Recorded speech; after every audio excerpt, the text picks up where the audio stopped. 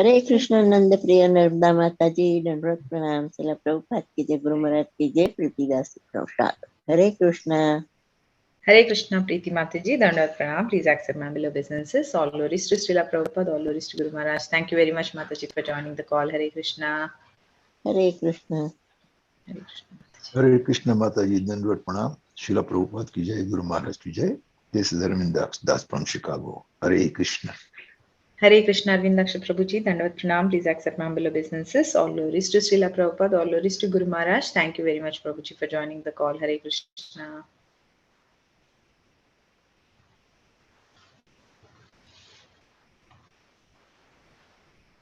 Hare Krishna, Nandiya, Narmada Mataji, Dandavat Pranam, all glories to Srila Prabhupada. This is Vinta Gandharvika Devidasi from Texas. Hare Krishna, Vinita Gandharvika Mataji, Dandavat Pranam. Please accept my below obeisances. All glories to Srila Prabhupada, all glories to Guru Maharaj. Thank you very much, Mataji, for joining the call. Hare Krishna. हरे कृष्ण नंद नर्मदा माता जी, all glories to Srila Prabhupada and Guru Maharaj. My humble obeisances to you and all the devotees. This is Krishna Kumari Devidasi. Hare Krishna, Krishna Kumari Mataji, Dandavat Pranam. Please accept my below obeisances. All glories to Srila Prabhupada, all glories to Guru Maharaj. Thank you very much, Mataji, for joining the call. Hare Krishna. Hare Krishna, Nandapriya Narmada Mataji, Dandavat Pranam, all glories to Srila Prabhupada and Gurudev. This is Radha from Baltimore. Hare Krishna, Radha Mataji, Dandavat Pranam. Please accept my below obeisances. All glories to Srila Prabhupada, all glories to Guru Maharaj. Thank you very much, Mataji, for joining the call. Hare Krishna. Hare Krishna Mataji, this is Indulekha Premamai from Canada. All glories to Prabhupada, all glories to Guru and Gauranga. Thank you. Hare Krishna, Indulekha Premamai Mataji, Dandavat Pranam. Please accept my below obeisances. All glories to Srila Prabhupada, all glories to Guru Maharaj. Thank you very much, Mataji, for joining the call. Hare Krishna. Hare Krishna Mataji, Dandavat Pranam. All glories to Srila Prabhupada, all glories to all the devotees. This is Sushmita from Canada. Hare Krishna, Sushmita Mataji, Dandavat Pranam. Please accept my below obeisances. All glories to Srila Prabhupada, all glories to Guru Maharaj. Thank you very much, Mataji, for joining the call. Hare Krishna. Hare Krishna Mataji, Dandavat Pranam. Please accept my humble obeisances. All glories to Srila Prabhupada and Sri Guru and Gauranga. All glories to the assembled devotees. Yashomati from Chicago. Hare Krishna, Yashomati Mataji, Dandavat Pranam. Please accept my below obeisances. All glories to Srila Prabhupada, all glories to Guru Maharaj. Thank you very much, Mataji, for joining the call. Hare Krishna. Hare Krishna. Hare Krishna. Hare Krishna, Narmada. Hare Krishna, Mataji, please accept my humble obeisances. Prabhupada ki jai, Guru Maharaj ki jai. This is Shivani from Ashwin Virginia. Hare Krishna. Hare Krishna, Shivani Mataji, Dandavat Pranam. Please accept my below obeisances. All glories to Srila Prabhupada, all glories to Guru Maharaj. Thank you very much, Mataji, for joining the call. Hare Krishna.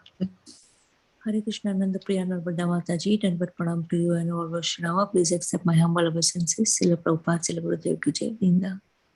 Hare Krishna, Vrinda Gopika Mataji, Dandavat Pranam. Please accept my below obeisances. All glories to Srila Prabhupada, all glories to Guru Maharaj. Thank you very much, Mataji, for joining the call. Hare Krishna. Mataji, shall we start recording, Mataji? Prabhuji is all right. This meeting is being recorded. Hare Krishna, welcome to Bhakti Sangha conference call. Today we are very fortunate to have His Grace Gauranga Darshan Prabhuji on the call to enlighten us on the topic of Srimad Bhagavatam 5th Canto 19th chapter 27th sloka. Before handing over the call to Prabhuji, I would like to ask Aditi Mataji to give a brief introduction about Prabhuji. Hare Krishna Mataji, Dandavat Pranam. Please accept humble obeisances. Hare Krishna, Nandapriya Mataji, Dandavat Pranam. Please take over the call, Mataji. Yes, please accept my humble obeisances. This is a brief introduction for His Grace Gauranga Darshan Das Prabhuji, a disciple of His Holiness Radhanath Swami. Is the Associate Dean of Academics Affairs of the Bhaktivedanta Vidyapita's Research Center at Govardhan Eco Village. He is a member of the ISKCON Board of Examinations. He holds a master's degree from the Indian Institute of Science, Bangalore. He teaches Bhagavad Gita, Srimad Bhagavatam, Sri Chaitanya Charitamrita, and Vaishnava character courses at Govardhan Eco Village and at several places in India. Gauranga Darshan Das has written several books, including Gita Subodhini, Bhagavata Subodhini, Chaitanya Subodhini, Disapproved but Not Disowned, Bhagavata Pravaha, and Gita, the jewel box. He has special fondness for reciting and meditating on scriptural verses and has compiled sloka books, namely Gita Ratnamala, Bhagavata Ratnamala, Chaitanya Ratnamala, and Bhagavata Tattvamala. He also runs a free monthly e-magazine called Bhagavata Pradipika and regularly writes educational and devotional articles that also appear in the Back to Godhead magazine, international and multiple Indian language editions. He is known for his lucid spiritual talks with captivating visuals and also presentations, and give a bird's eye view of an entire book or a section. So far, he has delivered over 4,500 hours of spiritual discourses. He has guided several students in their Shastric study. He also oversees the deity worship at Govardhan Eco Village. Over to you, Nandapriya Mataji. Hare Krishna. Thank you, Mataji. Thank you. Hare Krishna. Hare Krishna, Prabhuji. Dandavat Pranam. Please accept my humble obeisances. All glories to Srila Prabhupada, all glories to Guru Maharaj. Thank you very much, Prabhuji, for giving your very valuable time and association to us this morning and enlightening us on the topic of Srimad Bhagavatam. Please take over the call, Prabhuji, whenever you are ready. Hare Krishna. Can see the shloka, Mataji? Yes, Prabhuji, we will share.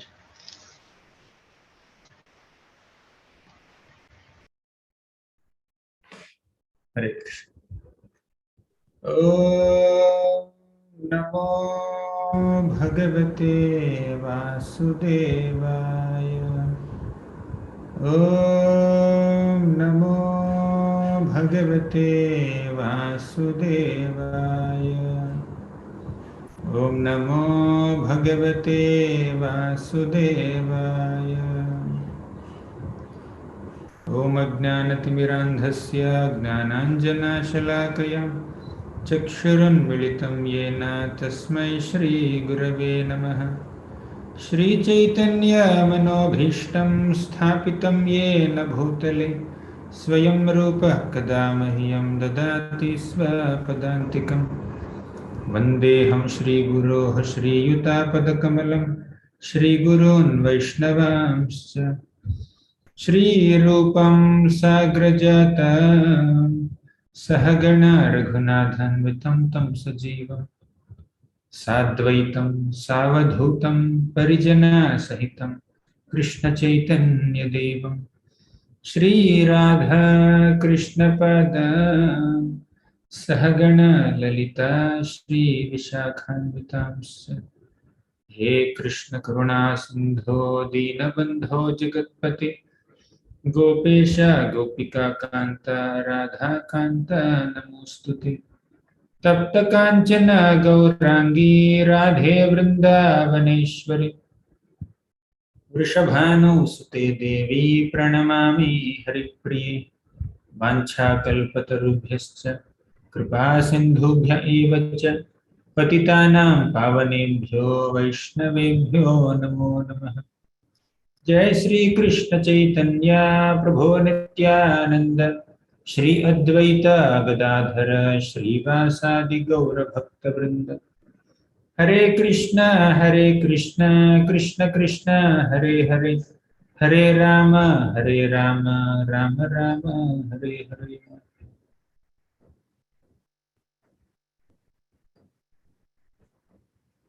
Hare Krishna. We are reading from Srimad Bhagavatam, 5th canto, 19th chapter, 27th shloka. Satyam dishatyarthitamarthito nrunam naivarthato yad punararthitayatah swayam vidhatte bhajatam anichhatam ichhapidhanam nijapada pallavam. Can you see the translation and purport? Translation and purport by His Divine Grace, A.C. Bhaktivedanta Swami Prabhupada. The Supreme Personality of Godhead fulfills the material desires of a devotee who approaches Him with such motives, but He does not bestow benedictions upon them, upon the devotee, that will cause him to demand more benedictions again. However, the Lord willingly gives the devotee shelter at His own lotus feet even though such a person does not aspire for it. And that shelter satisfies all his desires. This is the Supreme Personality's special mercy. Purport. The devotees mentioned in the previous verse approach the Supreme Personality of Godhead with material motives. But this verse explains how such devotees are saved from those desires. Srimad Bhagavatam 2.3.10 advises, Akamaha sarva kamo va moksha kama udaradhihi tivrena bhakti yogena yajeta purusham param. Whether one is freed from all material desires, is full of material desires, or desires to become one with the Supreme, he should engage in devotional service. In this way, not only will the devotee's desires be fulfilled, but the day will come when he will have no other desire than to serve the lotus feet of the Lord. One who engages in the service of the Lord with some motive is called Sakama Bhakta, and one who serves the Lord without any motives is called Akama Bhakta. Krishna is so merciful that he turns a Sakama Bhakta into an Akama Bhakta. A pure devotee, an Akama Bhakta, who has no material motives, he is satisfied simply to serve the lotus feet of the Lord. This is confirmed in Bhagavad Gita 6.22. Iyam labdhva cha param labham manyatenadhikam tattah. If one engages in the service of the lotus feet of the Lord, he does not want anything more. This is the highest stage of devotional service. The Lord is so kind even to a Sakama Bhakta, a motivated devotee, that he satisfies his desires in such a way that one day he becomes an Akama Bhakta. Dhruva Maharaj, for example, became a Bhakta with the motive of getting a better kingdom than that of his father.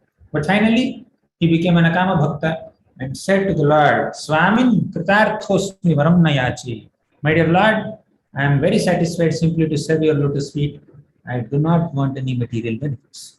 Sometimes it is found that a small child eats dirty things, but his parents take away the dirty things and offer him a sandesh or a sweetmeat. Devotees who aspire for material benedictions are compared to such children.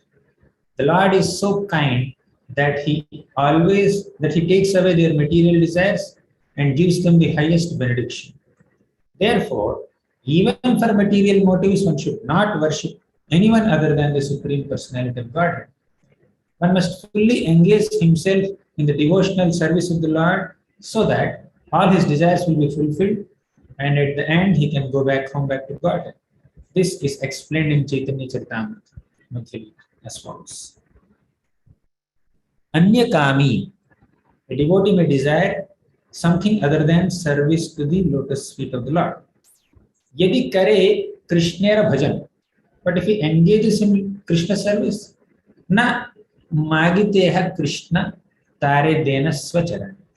Krishna gives him shelter at his lotus feet, even though he does not ask for it. Krishna kahe, the Lord says, Ami bhaje, he is engaged in my service. Mage vishaya sukha, but he wants the benefits of material sense gratification. Amrita chadi vishamagi. Such a devotee is like a person who asks for poison instead of nectar. Yehi bada murkha, that is his foolishness. Ami vigna, but I am experienced. Yehi murkhe vishaya kene diba. Why should I give such a foolish person the dirty things of material enjoyment? Swacharanamrita, it would be better for me to give him shelter at my lotus feet. Vishaya bhulaiba, I shall cause him to forget all material desires.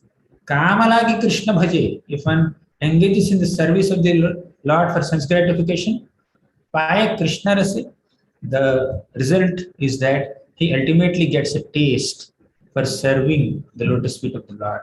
Kama chadi, dasahaiti haya abhilashi. He then gives up all material desires and wants to become an eternal servant of the Lord. Hare Krishna.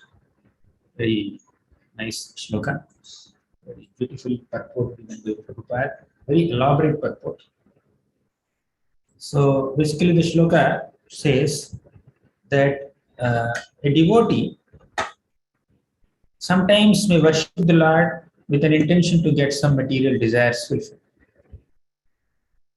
And the Lord may mercifully fulfill those desires also at times.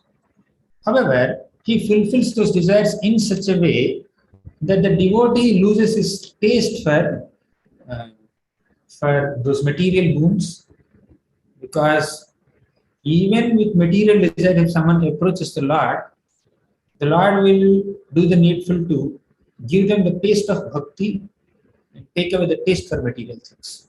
So this is how the Lord deals with anyone who comes to him with some material motives. Ideally, bhakti is performed without any material motives. Akamaha sarva kamo va moksha kama udaradhihi tivrena bhakti yogena yajeta purushah param. Akamaha sarva kamo va. So Prabhupada quotes this shloka in this purport also. So devotee may have material desires, devotee may desire liberation, or devotee may have no material desires. But you should perform bhakti unto Krishna alone. So some people go to some devatas to fulfill their material desires. They aspire for quick results. Such people are described as alpa buddhaya, less intelligent people, like Krishna in the Bhagavad Gita, 7th chapter, even in 9th chapter. However, Krishna has to be worshipped without any material motives, because Krishna knows what is good for us. Krishna knows what is beneficial for us. We cannot decide for our own self. That's why in the Bhakti Rasamrita Sindhu, Rupa Goswami gives the definition of bhakti. He says, Anyabhilashita sunyam jnana karma dhyanavritam anukulyena krishnam shilanam bhakti uttama. Anya abhilashita sunyam. Devotees have no other desires other than except the Lord. Anya abhilashita sunyam. Jnana karmadi anavritam. And one's service to the Lord, one's bhakti for the Lord, devotion for the Lord, should not be covered by pursuits of karma and jnana. Jnana is knowledge. So, having knowledge about Krishna's nama, rupa, guna, lila is definitely favorable for bhakti. Karma means action. Doing so many activities for the pleasure of the Lord is, of course, very favorable for bhakti, and it's a part of bhakti. But that karma, which is intended to get some material enjoyment, is not favorable for bhakti.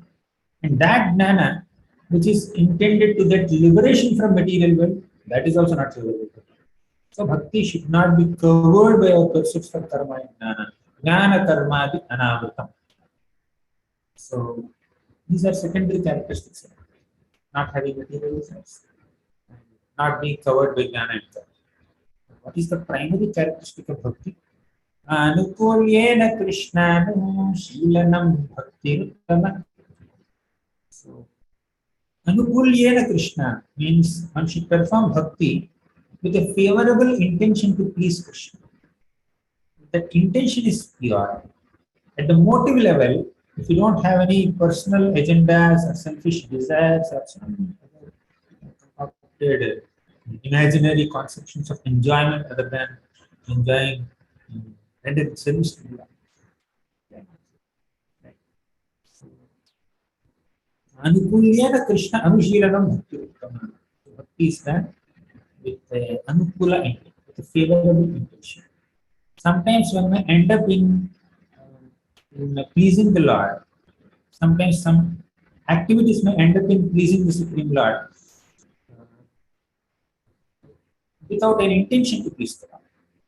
But our Rupa Goswami clearly defines that bhakti is not just an activity that accidentally or incidentally pleases the Lord, but bhakti is an activity that is intended to please the Lord. Let us give this example.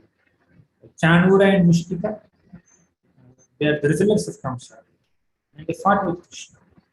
And Krishna enjoyed fighting with them. Krishna's fighting sense, desire to fight, has been satisfied by fighting with Chanura and Mishtika. Thus, Chanura and Mishtika ended up pleasing the Lord. On the other hand, in Damodar Leela, Mother Yashoda chastised Krishna. Krishna broke a pot and ran away. He stole some butter and gave butter to monkeys. And Mother Yashoda noticed that and started chasing Krishna. But Krishna is not being caught. Krishna just ran away from there. And then Mother Yashoda started chasing Krishna. She started chasing Krishna and finally caught Krishna and started chastising Krishna. Krishna, you are a house plunderer, you are a butter thief, you are a monkey lover, you have no discipline. So it's like you are coming from a lineage of monkeys. You are associating with monkeys a lot, and your behavior and mentality has become like that of a monkey. You are becoming so restless boy, you clever, arrogant boy. She chastised Krishna in so many ways and said, no playmates for you, no toys for you, no milk products for you, no movement for you. I'll tie you into this wooden grinding mortar. Okay. So, Yashoda became wise. Had a big plan whole day. Itinerary was planned by Krishna. He wanted to go and steal in the houses of so many gopis. Do some mischief that day. But Mother Yashoda just stopped all Krishna's activities, spoiled all Krishna's plans. And Krishna was crying. Still, Mother Yashoda is not giving up her endeavor to bind Krishna. But her intention was to discipline Krishna, was to render service to Krishna. Because she was absorbed in the emotions of being a mother of Krishna. As a mother, it's my responsibility to train my child as a good human being. It's too mysterious. He's going and stealing in others' houses. What he's stealing? Butter and milk. Am I not providing him butter and milk? Why he has to steal from others' houses? Right? He's the son of King Nanda Maharaj. Okay. He's Nanda Maharaj's son. Vajraj's son means he's the prince. Right? How can he steal like this? So she wanted to teach him good manners. That's why, with an intention to please Krishna and serve Krishna, Mother Yashoda is doing like this with Krishna. But apparently Krishna was correct. So on one hand, Mother Yashoda's activity displeased Krishna. On the other hand, the activity of Chanura and Mishtika pleased Krishna. So who is a better devotee? So definitely Mother Yashoda is better devotee. Chanura and Mishtika are not devotees at all. Not inferior devotees, they are not devotees only.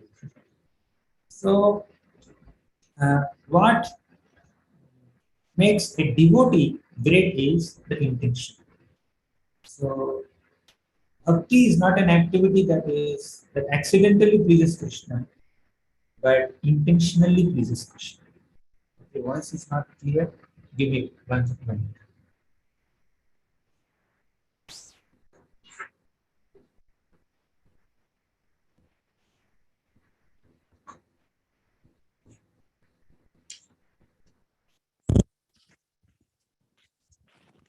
Krishna. Is it better now? Voice is better now?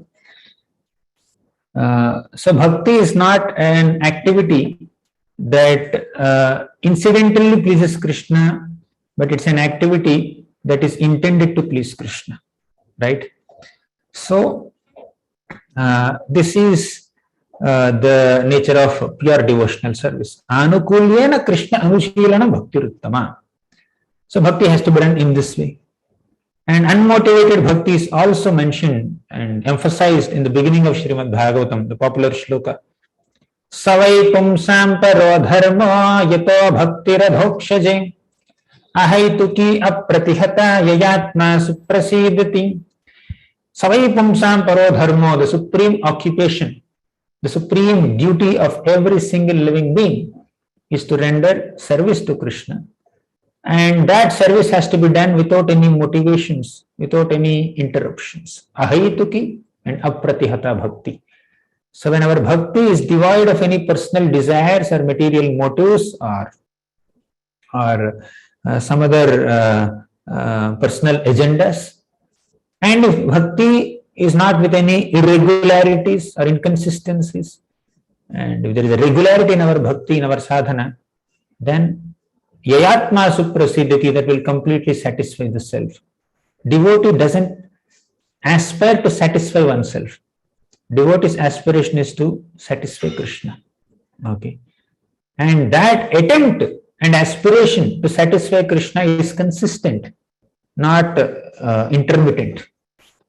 And that intention to satisfy Krishna is without any motives for selfish enjoyment. It is with a pure desire just to please Krishna, just to see a smile on Krishna's face. So devotee doesn't want anything else.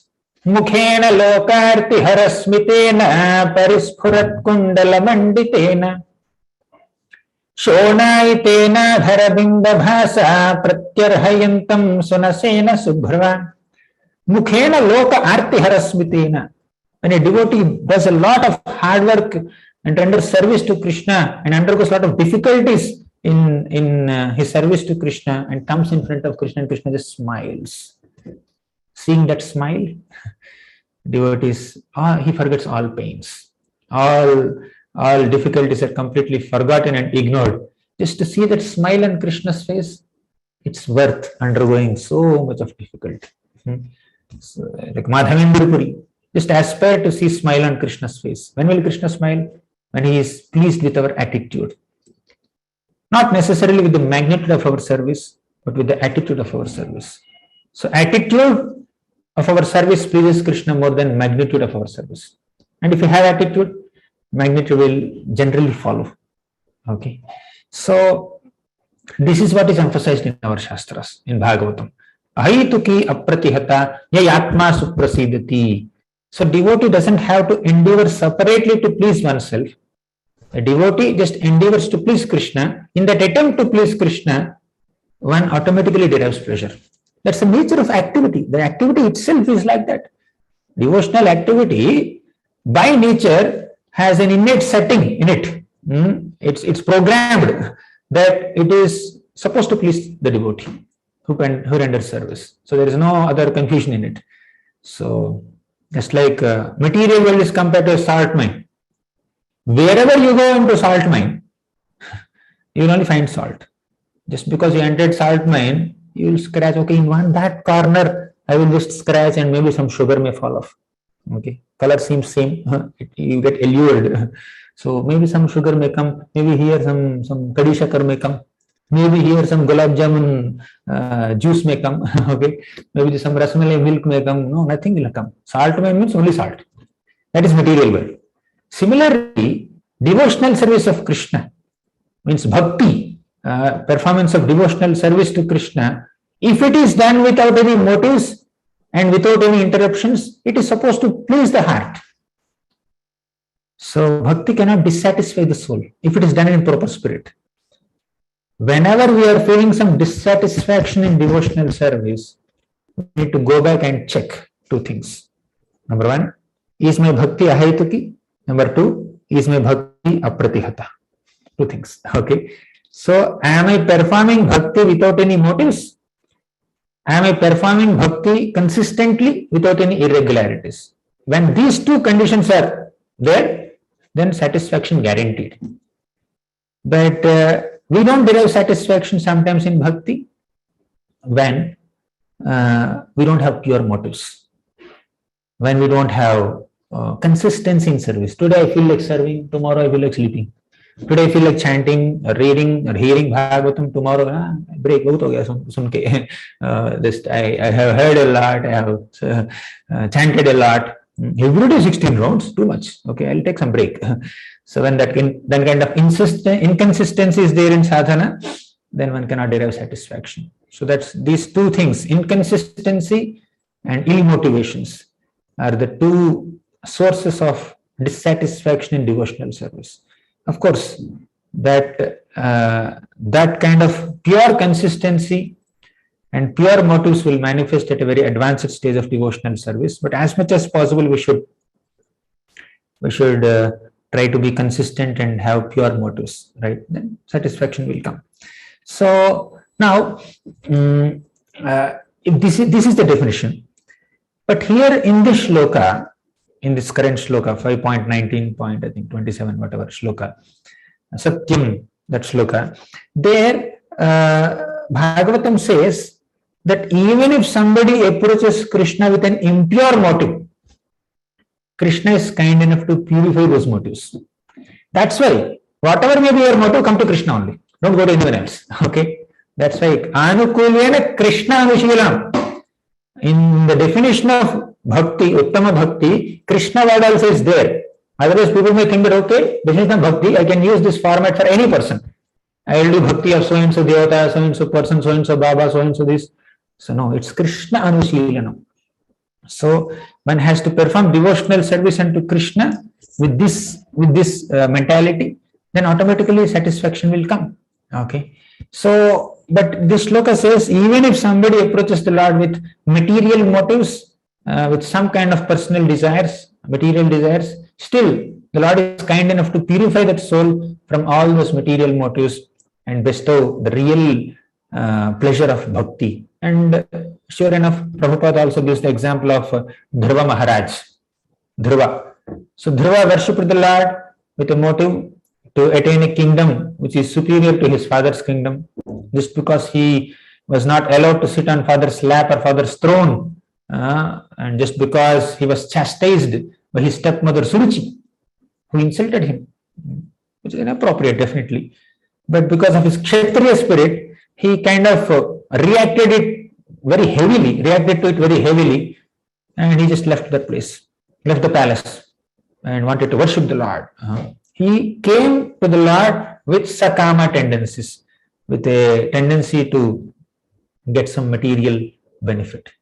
But the Lord is kind enough to transform his desires just within 6 months. 5-year-old boy, 6 months he did service and done. He became a pure devotee.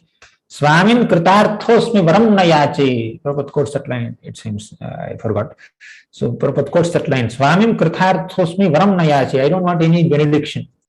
So because his heart has become completely filled with the pleasure of seeing the Lord, with the pleasure of chanting Om Namo Bhagavate Vasudevaya, with the pleasure of performing devotional service for 6 months under the guidance of a bona fide authorized Vaishnava Guru Narada Muni, with the blessings of a Vaishnavi mother Suniti, Dhruva Maharaj is completely satisfied.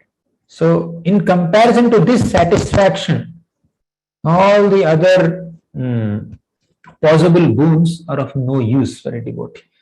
So even if we have sakama tendencies, Krishna will ensure that he will purify us from all the sakama tendencies, and he will give us pure bhakti, entrance into pure bhakti. Okay. So Dhruva Maharaj prayed, Ya nirvartis tanubhratam tavapada padma dhyanat bhavat jana katha sravanena vasyat sa brahmani swa mahimanyapi nathama bhut tum tvantakasi lulitat patatam vimanat. So he says that happiness can be attained only in 2 ways. That is by meditating on your lotus feet and by hearing Krishna Katha in the association of your devotees. That is the real happiness. So this is happiness.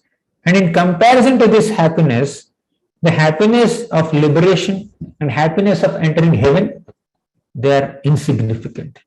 That's why he says, Bhaktin moho pravahatam tvayime prasango bhuyadananta mahatam amalashayanam yenanja solvadamuro vyasanam bhavabhim neshya bhavad gunakatham mrutapana. He says, O Lord, all I want from you is only one benediction, nothing else. And the benediction is an opportunity to hear Krishna Katha in the association of your devotees. So, Bhaktim muhu pravahatam tvayime prasango. Pravahatam means there is a pravaha of devotion going on always in the association of devotees. So, Dhruva Maharaj is aspiring for that association. Okay. So, and automatically I will be able to cross over this material existence. In fact, whenever we are sitting in Krishna Katha with other devotees, we are not in material world. We are in spiritual world. Now we are discussing Srimad Bhagavatam. Narada Muni is somewhere there. And Yamaraj is also there. So devotees even transcend death by by absorbing themselves in Krishna Katha. Because Yamaraj also wants to hear Krishna Katha, right? Whenever some Krishna Katha is happening, Yamaraj will come and sit in the class. So who will die? Nobody will die. Okay. Even if they die, where will they go? They will go to spiritual world. So they need not see hell. Okay. So Yamaraj also is very eager to hear Krishna Katha. So now that's why he says, Lord himself tells Narada Muni, he says that Naham Tishtami Vaikunthe Sadhunam Hridayeshua Yatra Gayanti Mad Bhakta Tatra Tishtami Narada. Wherever my dear devotees are singing my glories, chanting my glories, I will sit there. Okay. Naham Tishtami Vaikunthe. I don't sit in the Vaikuntha. I don't sit in the hearts of Vaiyogis. Not that he doesn't sit. It should not be taken too much in a literal sense. Of course, the Lord is there in Vaikuntha, no doubt about it. He is there in the hearts of the yogis, but he is more excited to be in a place where devotees are discussing Krishna Katha. So, whenever we are discussing Krishna Katha, that place itself has become the spiritual world. So, there is no special endeavor or necessity to actually transform to the spiritual world. It's fine. So it's not necessary that a devotee doesn't feel the necessity. Wherever I get opportunity to practice bhakti, serve you and hear about you, that is sufficient. So this is akama bhakti. So devotee, the Lord can convert a sakama bhakta into an akama bhakta effortlessly, right, within no time. To the degree the sakama bhakta performs bhakti nicely. If the sakama is more than bhakti, it will take some time. If bhakti is more than sakama, then it will take less time. So Dhruva Maharaj, he was performing bhakti with sakama tendency. Desire is there. He began bhakti with the desire. But while performing bhakti, while chanting Om Namo Bhagavate Vasudeva, he was not thinking, okay, 1 month I have chanted. I think within short time, I will just get position superior to Brahma. Every now and then he is not just opening his eyes and then, okay, how long I should do to get position superior to Brahma? How long I should do bhakti to take revenge on my stepmother? To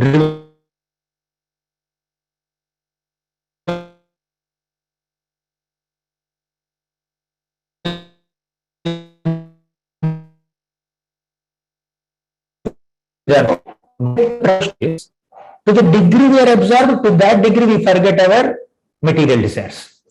Okay. So it depends on how sincere are we in performing abhideya. Abhideya is the process.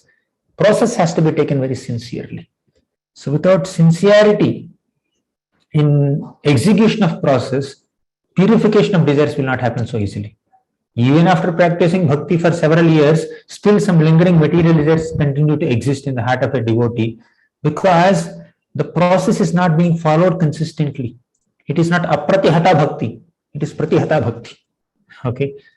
So, like all difficulties or dissatisfactions in bhakti have their root cause in these two words, ahayutuki, apratihata, ill motives and inconsistent practice. Right. So, ill motives can be purified if there is consistency in practice.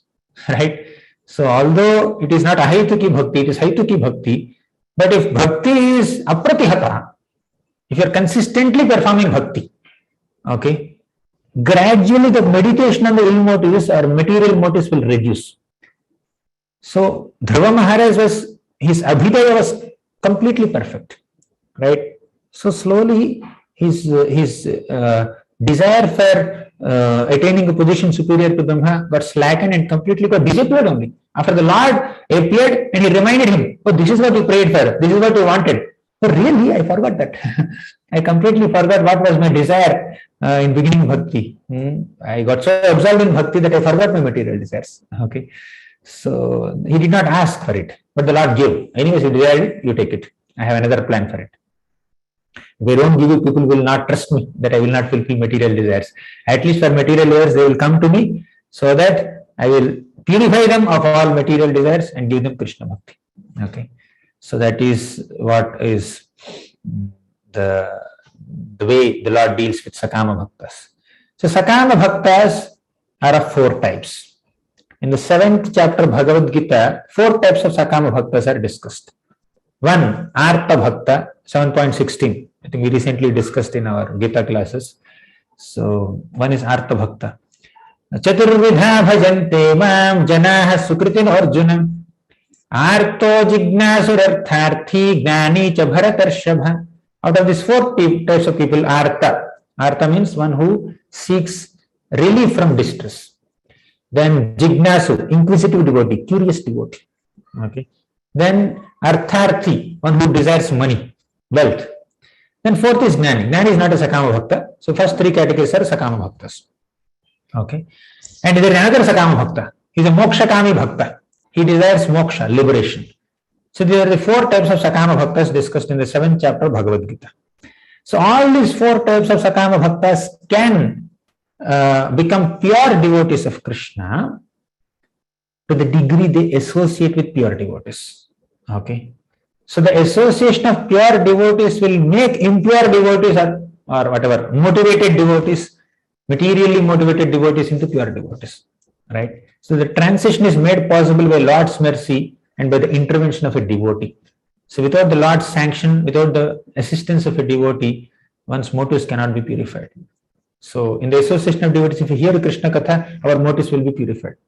Pibanti ye bhagavata atmanas satam kathamrutam shravana puteshu sambhritam punanti te vishaya vidushitashayam vrajanti tacharana saroruhantikam.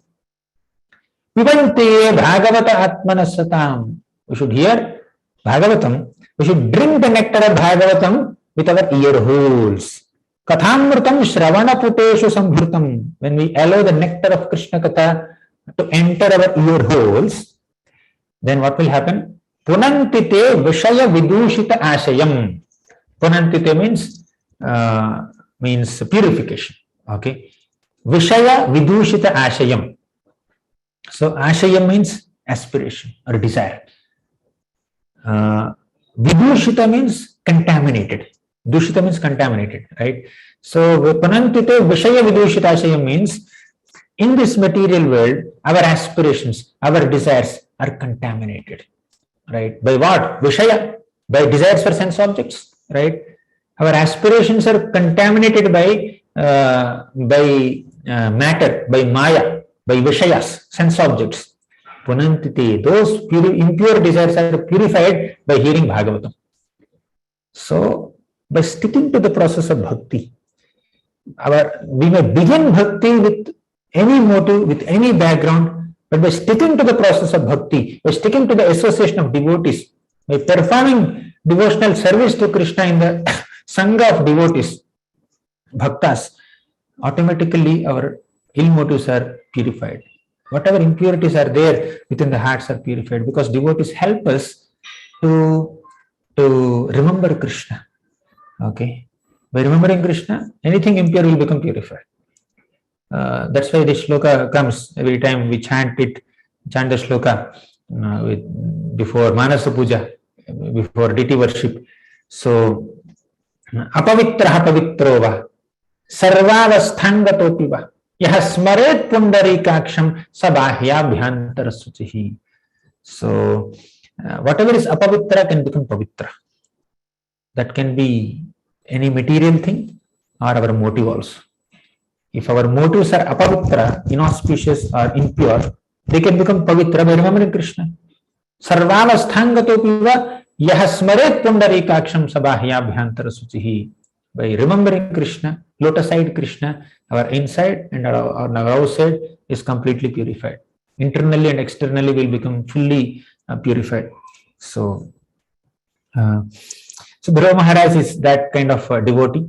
Now Gajendra, let's take the example of Gajendra. Dhruva is a Artharthi Bhakta and Gajendra is Artha Bhakta. Gajendra came to Krishna, took shelter of Krishna, offered prayers to Krishna in a situation where he was in great difficulty. He was caught by the crocodile's jaws. Okay, so he started praying to the Lord. Okay, with an intention to get relief from the crocodile, right? However, we see that Gajendra, towards the end of his prayers, right, as he was concluding his prayers, what did Gajendra say? Oh Lord, even after you relieve me from this crocodile's jaws, I don't wish to live within this animal body, which is filled with ignorance. I request you to relieve me from this animalistic life. Not just the physical body itself, but the ignorance, the mentality, animalistic mentality, please relieve me from that. So, you see, even while offering prayers also, these elephants are not saving me. They are just crying, standing on the shore of the lake. Okay, just by their crying and tears, I will not do anything. I understand they have emotions, they have affection for me, they have compassion for me, but they don't have capacity to protect me. So whoever has that capacity, please, I'm writing this letter to you. I'm offering this prayer to you. Please come and protect me. He just offered that prayer. But from beginning to ending, there's a lot of transition in Gajendra's mentality. He, after describing various qualities of the Lord, basically he remembered some prayer from the previous life. Okay. And somehow by Lord's inspiration, he started chanting that prayer. So as he was chanting that prayer, like his thoughts got progressed. Right? Thoughts became more and more refined. Sometimes they have this experience. So while speaking, you suddenly get some thoughts. Right? Your thought is not very completely formed, but you just speak. Somehow by the Lord's grace, the thought becomes more refined, and you yourself will wonder, oh, this is the perspective, okay, that the shloka is presenting. Okay, this is the understanding that this pastime is revealing to us. Wow, that's all Krishna's blessings. So by Krishna's blessings, Gajendra was inspired to offer prayers. And while offering prayers, Gajendra is inspired to desire relief from this whole ignorant animalistic life, not just release from this crocodile. Okay, so he said, I don't wish to live in this place. So that is the real liberation that devotee seeks. Not liberation from the material world, but liberation from material desires, liberation from material disposition, liberation from material mentality. All the kings, there are 20,000 kings whom Jarasandha had arrested and kept them in his prison. So all these 20,000 kings found one person and said, we have written a nice letter. Okay, please give this letter to Krishna. So that person, messenger, some soldier, secretly took that letter from the 20,000 kings from the prison cell and secretly came to Dwaraka and openly read that letter. Okay, so he read that letter. These 20,000 kings are saying, oh Lord, we have been arrested by this demoniac king Jarasandha, whom you have defeated 17 times. Okay, so now please release us from this captivity. So then Krishna became very compassionate, and then he went to Hastinapur. He took Bhima and he brought Bhima and Arjuna to Magadha, and they all went in the form of Brahmanas. They went in front of Jarasandha and they asked Jarasandha, we want some charity from you. Jarasandha said, oh, I'm very charitable to all Brahmanas. Ask whatever you want. Then Krishna said, we want to fight. So our strong brother, Mr. Bhima, so he wants to fight with you. Then Jarasandha understood, oh, these are not Brahmanas, these are Kshatriyas, but still I have given a promise. So he started fighting and Jarasandha was killed. Okay, we'll not elaborate on that story. So after Jarasandha was killed, Krishna went into the inner chambers and released all these 20,000 kings. And these kings said, oh Lord, thank you so much for releasing us from this prison of Jarasandha. But we don't want to stop here. Please release us from our material mentality. Please liberate us from this Maya. We are in Maya. We are Kshatriyas, right? We are Kshatriyas. We always have a tendency to fight with each other. We always have desires to expand our kingdoms. Okay, we want to extend our boundaries, our territories. So we want to go beyond our boundaries. So we see that these kings, 20,000 kings, although they desired to get release from Jarasandha's prison cell, ultimately they wanted release from this Maya, materialistic mentality, right? So, although a devotee may approach the Lord with some sakama tendencies, with some tendency to get either relief from material misery, or to get some money, or to get some liberation, or whatever it may be. Okay, some substandard desires, not pure devotional desires. Krishna will ensure that they will be purified of all those desires. Okay, so that is the nature of devotional service. That is the power of bhakti, and the power of devotee association, and that's also the power of Krishna's mercy, right? So that's why whatever may be our background motive, we better practice bhakti consistently, right? So now, even if a devotee sometimes commits some mistakes, Krishna is kind enough to accommodate such a devotee. That's why Krishna says, Apichet suduracharo bhajate mam ananya bhak sadhureva samantavyaha samyak vyavasito hisaha. Apichet suduracharo. Although my devotees commit some abominable activities, accidentally, not intentionally, so I will forgive them, I will accommodate them, I will protect them. So this is what Krishna says, right? I will consider them sadhu, I will reinstate them back in devotional service. Okay, if a devotee purposefully commits some mistakes, then that's a different thing. Krishna may give you some token punishment, still he will not disown him. Okay, but generally devotees don't commit mistakes purposefully. They may commit some mistake out of circumstances or some pressure of some previous material impression. Still they may carry some previous bad habit may suddenly creep in. They don't intend to do it, but they helplessly do it, okay, because they are habituated to it. But after doing it, they regret, they sincerely regret, repent, and they endeavor not to repeat it. And they pray to Krishna, Krishna, please protect me. Please protect me from this anartha. So then Krishna will protect. So a devotee is not a person who never commits a mistake.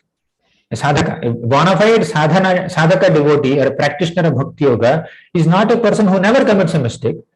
He is a person who is honest enough to admit the mistake and desires to overcome those anarthas and endeavors to do so, and also offers prayers to Krishna. Okay, desire, endeavor, and prayer, all three things. Okay, so then a devotee will eventually overcome all the whatever is unfavorable for bhakti. Okay, so Krishna will forgive such a devotee. Now, Bhagavatam is filled with so many examples of devotees at various levels of advancement. You see, children, take children. Who are the children? Dhruva, 5-year-old child.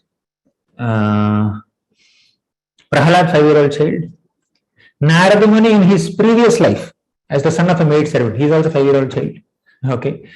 So now Prahalad, take Prahalad. So Prahalad Maharaj had the fortune of hearing spiritual teachings from Narada Muni right from when he is within the womb of his mother Kayadu. So Narada Muni is speaking, Prahalad is hearing, and by the time he took birth only, he is a pure devotee. Okay, he is born as a pure devotee. He is born in a demoniac family as the son of a greatest demon at that time, but he is a Mahabhagavad devotee. By birth, he is a devotee. Okay, so that's the power of Vaishnava Sangha. So Prahalad Maharaj, being in a demoniac dynasty, being so tender in age, being within the womb of his mother, okay, were not obstacles for him to receive inspiration from bhakti, inspiration of bhakti from Narada Muni. So Narada Muni is an authentic bona fide Vaishnava Guru. He is a potent transmitter of spiritual teachings. And Prahalad is a potent receiver of spiritual teachings. Okay, sometime back maybe internet signal was not working or mic is not proper, so you could not hear, voice is cracking. Okay, but now things are a little better, I hope. So when the transmitter is potent, okay, when the transmitter is transmitting the signal nicely And when the receiver also is nicely tuned into that signal and receiving nicely, if my Wi-Fi is good and your Wi-Fi is good, then class will happen smoothly. If my Wi-Fi is not good or your Wi-Fi is not good, then we cannot hear each other. Okay. So similarly, Narada Muni is a pure devotee who has a pure intention to educate Prahalad in pure bhakti. And Prahalad is a pure disciple who has complete respect and gratitude for Narada Muni, and he also has a pure intention to receive those teachings. So, perfect match. So, bhakti transmission happened. Ahituki apratihata. Now, this is an example of apratihata bhakti. No interruptions. So, apratihata has one meaning, which is no inconsistency in our personal practice. Apratihata has another meaning. Bhakti transmission. Bhakti cannot be stopped by anything, any material consideration. Right? Execution of bhakti cannot be stopped by any external material obstacle to the degree devotees are committed to perform bhakti. So now pandemic came. It's a big obstacle in bhakti. Okay, devotees are unable to come to temple, unable to take darshan and all that. But bhakti is apratihata, right? So devotees started gathering together online. So many devotees, hundreds and thousands of devotees are using the Zoom platform to discuss Krishna Katha.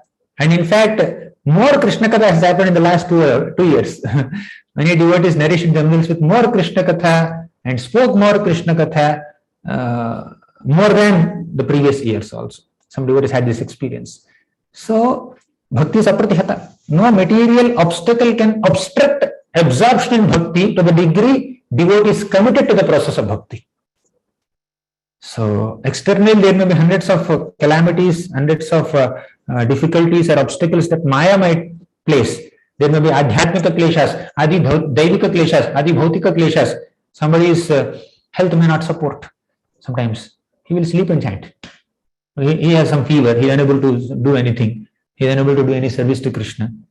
He will lie down on the bed, open Bhagavatam and read while lying down. Fine. I can't do anything, any physical activity. At least let me read Krishna stories. That is bhakti, isn't it? So somehow because of too much of engagement in service, I could not chant extra rounds. So now because of this sickness, I am able to chant extra rounds. Some devotees say that. Okay. So they chant 32, they chant 64. Like no other sense functions. Right? Now, all senses are very weak because of some disease. So while lying, chanting doesn't take much effort. It takes a lot of effort because mind has to be controlled. So if the devotee has some little concentration and little intention and determination to chant, then chanting actually will not take much effort. So he will just sit and chant. So although externally there may be so many obstacles, adhyatmika, adhibhautika, adhidevika kleshas, they will not actually obstruct our absorption in bhakti when we have determination to practice bhakti. Okay. So Narada Muni transmitted bhakti teachings to our Prahalad effectively. Now, on the other hand, Prahalad is born as a pure devotee. Okay, right from day one, right on his birthday. Before his birthday, only he is a pure devotee. Before his first birthday, he was a pure devotee. On the other hand, another 5-year-old child, our Dhruva Maharaj, he was not a pure devotee when he was insulted by stepmother. He was not a pure devotee when he left his palace and then he went to the forest.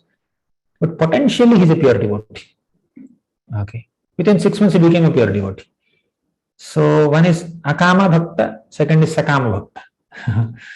Now Narada Muni in his past life as a 5-year-old child, son of maid servant, he took the association, regular association of Bhakti Vedantas. He had the basic qualities by which he could grasp Bhakti. Any 5-year-old child will not become a pure devotee within such a short time by associating with sages. Okay. But this son of maid servant could do because he is Adanta, he is Danta, he is self-controlled, he is disciplined, not talkative, and he also renders some service to the sages. Somehow he developed faith in their remnants, and when they are discussing some Krishna Katha, all these Bhaktivedanta sages, 5-year-old kid, he will come and sit. Can I also hear the stories? Okay, fine. They allow. So he will sit and then hear all Krishna Katha from the sages. So he serves them prasadam.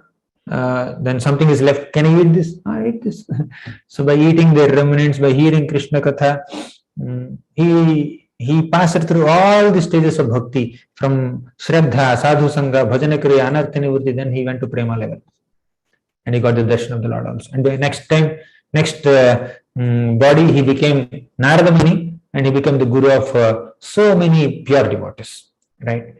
So we see that Bhagavatam is filled with examples of several devotees of different categories, different levels of advancement. Some began bhakti with some material tendencies. Some are by default pure. Some had some other tendencies. For example, Saubhari Muni. He was nicely doing his sadhana under Yamuna river in Vrindavan Dham. But he offended a devotee, Garuda, and he got into some problem, right? He got into a desire to marry a princess. So he went to Mandhata king, and Mandhata king said, no, I cannot take a decision. And he seems to be very great, our Saubhari Muni. He is a very great tapasvi, but he looks very old. Externally speaking, he's not a very appealing personality. So Mandhata saw, and he did not want to say no. Maybe he will curse me. But how can I give my daughters in marriage to such an old sage? So he was not very comfortable. But very cleverly he said, actually, my intention is to get my daughters married to a man whom they like. So you can go in front of my daughters, and if they like you, you can marry. Then Saubhari Muni understood. Oh, you are very clever. Fine. Okay, take me to your daughters. He had 50 daughters. Then Mandhata called his soldier. Okay, take this Sadhu Maharaj, take this saintly person, this Brahmana, to the princesses there. So on the way, Saubhari Muni, by his mystic powers, he transformed himself into a very young man. Right? Then all the girls saw him, all the 50 princesses saw him, and they started fighting with each other, quarreling with each other. I want him as my husband. I want him as my husband. Then he married all 50 girls. Okay. So after marrying these 50 girls, and his family became 5,000 members. Earlier he was one, then he became 51, then he became 5,001. So he had so many children through each of these queens. So after that he reflected. He felt bad. My God, I was distracted from my devotional service, and I was too much absorbed in material enjoyment. Then he realized, he came back to senses, and he worshipped the Lord, and all his 50 wives also worshipped the Lord, and they went to the spiritual world. So same thing with Pururava, same thing with Yayati Maharaj. So all these personalities, so they were devotees at one point, somehow they were deviated or distracted from bhakti, and again by the Lord's grace they came back on track. Right? So, but there were some pure devotees like Ambarish Maharaj, no distraction in bhakti. Right? He was never distracted in his bhakti. Yudhishthira Maharaj, no distraction in bhakti. Parikshit Maharaj, always absorbed in bhakti. Prahalad Maharaj, pure devotee. Kunti Maharani, pure devotee. But there were devotees like Yayati and other people also. And there were also devotees like Ajamil. Initially he performed some bhakti, some worship of Narayana. But he chanted the holy names of Narayana while indicating his son. He was calling the name of his son Narayana, Narayana, Narayana. Please come and drink this water. Please come and eat this food. Please come and take this mango juice. Okay, he was calling the kid every now and then affectionately. So that affectionate chanting of the name of Narayana completely purified him. And when Yamadutas came, Ajamil chanted very helplessly, in deep anxiety. So, affectionate chanting of holy name of Narayana, helpless chanting of holy name of Narayana in a deep state of anxiety, that completely purified him.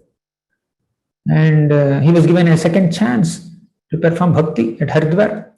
So, now devotees can be of multiple categories. They may be sadhakas who are distracted or deviated. They may be people like who are Sakama Bhaktas. There may be people who have offended someone, like Ravana offended Jada Bharat. Okay, but he begged forgiveness and he is forgiven. Okay, and who is that? We also have this example of Bharat Maharaj himself.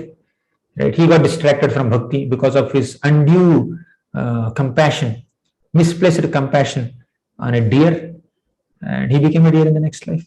Right, Ajamil, he chanted Narayana and he was delivered. So like that, so many devotees. Now what reinstates us in the path of devotional service back, even if we get deviated? What brings us to pure devotional service, even if we have bad motives, is devotees association, chanting of the holy names of the Lord and hearing about the Lord. Okay, that's why he says, Kulashekar Alvar says, He martyah paramam hitam shrunutavo vakshyami sankshepatah samsararnava mapa durmi bahulam samyak pravishya sthitah नानाज्ञानमपास्य चेतसि नमो नारायणाय मंत्रं सप्रणवं प्रणाम सहितं प्रावर्तयेद्धं वुः. So he says, हे मर्त्याः परमं हितं शृणुतवो. Oh, Martya, oh human being, I am going to give a very good advice. Paramam hitam. That advice will cause you the greatest welfare. Shrunutavo, hear attentively. Vakshyami sankshepatah. You don't have time to hear completely. Sankshepatah. I will tell you concisely. Vakshyami sankshepatah. First understand what is your situation. Samsararnava mapa durmi bahulam samyak pravishya sthita.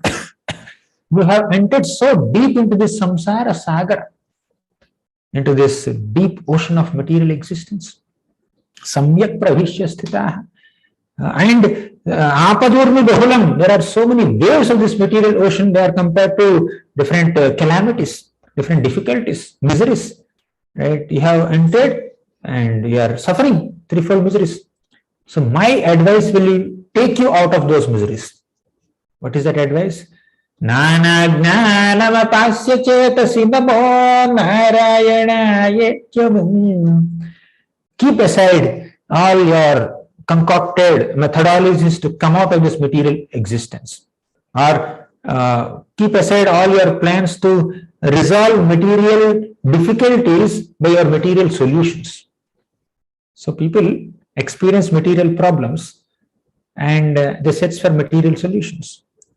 But he says, I'll give you a spiritual solution. What is that? Nana gnanamapasya chetasi namo narayanaya namo narayanaya iti. Chant that. Mantram, chant this mantram. Sab pranavam along with Om. Then it becomes Om namo narayanaya. Mantram sab pranavam pranama sahitam. Also offer obeisances. Pravarta yedham muhu. So continue to practice like this. Continuously practice chanting of the holy names of the Lord. Then that chanting of the holy names of the Lord will completely relieve you from all material miseries. And relief from material misery should not be the motivation. Chanting the holy names is the motivation. To please the Lord, to serve the Lord, to become connected to the Lord. Wherever He may keep us, it doesn't matter. You know the story of Anantacharya. He was bitten by a snake, and all the disciples of Anantacharya were requesting him, please take some medicine, poison will enter your body, it will harm you. And he's not taking. They all went and reported to Balaji. And Balaji personally asked Anantacharya, please take some medicine, poison will affect you. Then Anantacharya said, my dear Lord, what poison are you talking about? Are you talking about the poison of the snake or the poison of my anarthas, of envy, lust, pride, greed? So if the poison of snake is more powerful than the poison of anarthas, then I will die. And if the poison of anarthas is more powerful than poison of snake, I will not die. If I die, I will take bath in Virajanadi and serve you in Vaikuntha. And if I don't die, I will take bath in Swami Pushkarini and come and serve you in the form of Balaji deity. My job profile will not change. My service will not change. Whether I'm in Vaikuntha or in Tirupati or in any place in the entire material creation, entire cosmos, my job profile is to render service to you. As long as there is no difference in this activity, why I should unnecessarily take medicines? Okay. So one can relish bhakti to this degree, becoming completely oblivious or indifferent to all kinds of material temptations and tribulations. One can absorb oneself in bhakti to this degree. If one really has that ability, has that intention to serve Krishna like this, Krishna will enable us to relish bhakti to this degree. Then everything else seems very insignificant. So I am remembering one shloka, seeing the children here.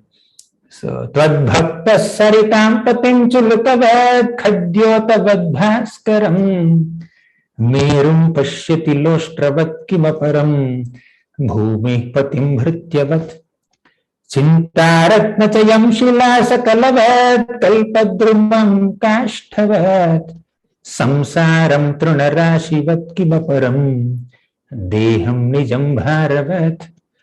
So, Tvad bhaktaha, so one who completely absorbs oneself in devotional service, such a person will not care for anything exciting or anything great in this material world. Tvad bhakta saritam patim chulukavat. For a devotee, saritam patim means the ocean will look like a drop, small drop. Saritam patim chulukavat. Khadyotavad bhaskaram. Even if the devotee sees this Bhaskara, sun shining in the sky, he considers that as a firefly, nothing more than that, right? Khadyotavad bhaskaram, merum pashyati loshtravat kimaparam. Even if he sees a big Meru Parvata, he considers it like a pebble. Loshtravat kimaparam bhumi patim bhrutyavat.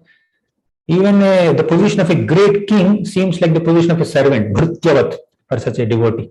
Means being in the position of a king doesn't excite the devotee at all, right?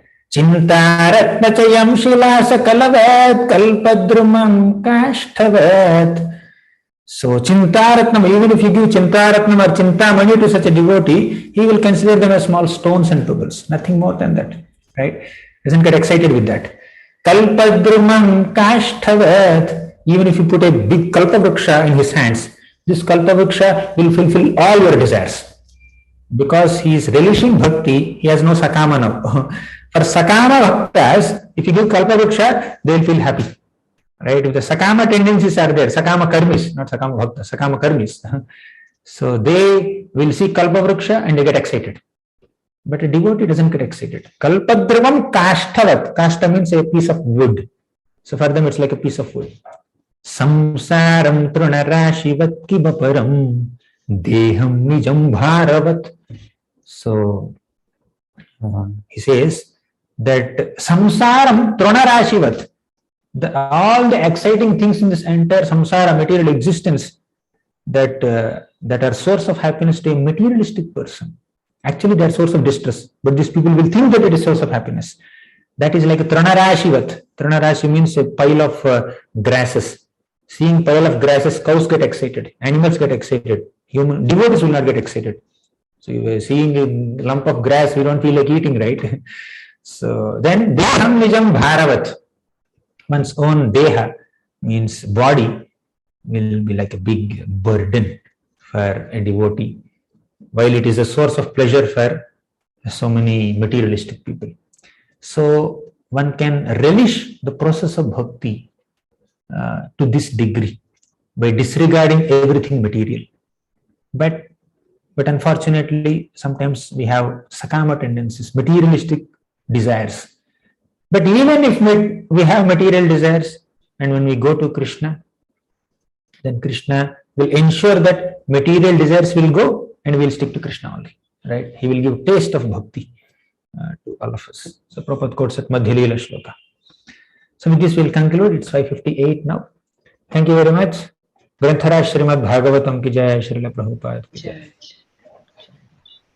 Hare Krishna, Prabhuji. Thank you so much for such a wonderful, fabulous class, Prabhuji. Thank you. And you have mentioned so many points, practical points actually. So nice, Prabhuji. Thank you so much, Prabhuji.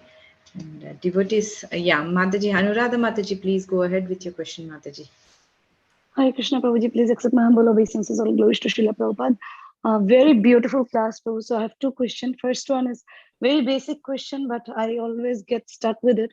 Like before, when we came to Krishna consciousness, and even till today, I hear Srila Prabhupada saying that, we should go back to Godhead. Even Bhakti Siddhanta Saraswati Thakur says that gentlemen, this is not a place for gentlemen, and one should endeavor every way to go back to Godhead this lifetime. But we also hear from many preachers that, that is also a kind of a desire. And I don't know if that is a desire, and is this like what do you say? Is it covering our pure bhakti? So would you enlighten on that, Prabhu, please? Now, desiring to go back to Godhead, go to the spiritual world in the company of Krishna, loving company of Krishna, is not wrong as such. Okay. However, if the Lord wants a devotee to render service to Krishna while staying in the material world, while preaching to conditioned souls, devotee has no reservations or no inhibitions in that. So when Anantacharya became indifferent to either staying in Vaikuntha or material world, that does not mean that he has an attachment to material world. Okay, this place is better for me. Okay, I want to stay here only. I will not come there. That's not his point. So devotees may stay in the material world, like not out of attachment or attraction to the material world, but they are totally means pure devotees. I'm saying very pure devotees. So they are not particularly desirous of serving Krishna at a particular place only. Only in Vaikuntha I will stay. Only in this place I will stay. Not necessarily like that. But desiring to go to spiritual world is doesn't put us out of the realm of pure devotional service. But very exalted devotees, they have a specific mood of serving Krishna wherever they are. Prabhupada also says, definitely. Prabhupada says it's not a place for gentlemen. Prabhupada also says, even if you go to hell, we will preach Krishna. We will preach Krishna consciousness there. We will do book distribution there. Okay, what about that? So yes, it's emphasized that our aspiration should be to be in the loving company of Krishna and not in amongst materialistic people, not in a place which is not suitable to practice devotional service. At the same time, for preaching purposes, devotee may want to stay here also by Krishna's inspiration. I hope it makes sense, Mataji. Yes, Prabhu, completely. Thank you so much. And would you please kindly tell me the verse number that you chanted at the last? It's from Padyavali. I don't remember the shloka number. Okay. Anyway, Prabhu, thank you. It's beautiful, and thank you so much. Thank you.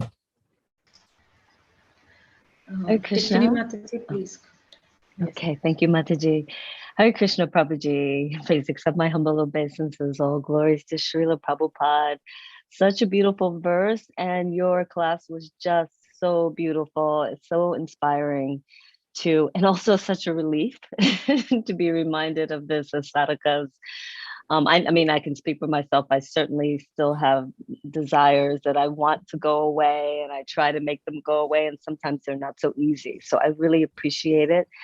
I really appreciate what you said about the attitude of our service pleases Krishna more than the magnitude.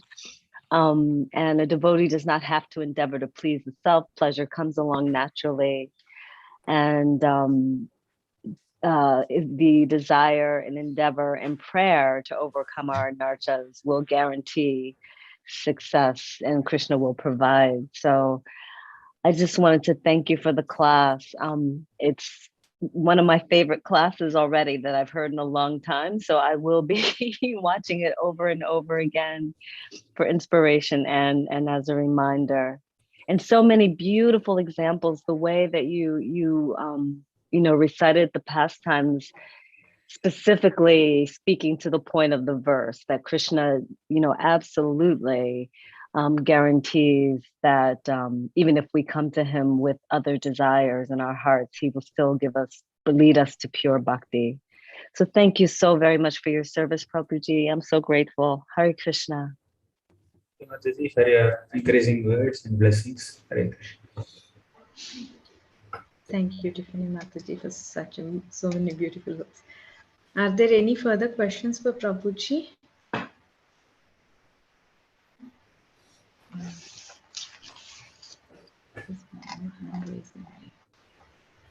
Can I ask Divya Mataji? Gaurangi, Mataji, please go ahead, Mataji. Thank you for wonderful class, Prabhuji. Hare Krishna, Danvat Pranam. Prabhuji, you mentioned, my question is from, you said that Sakam Bhaktas 7.16, there are 4 types of Artha, Jignasu, Artharthi, and Gnani.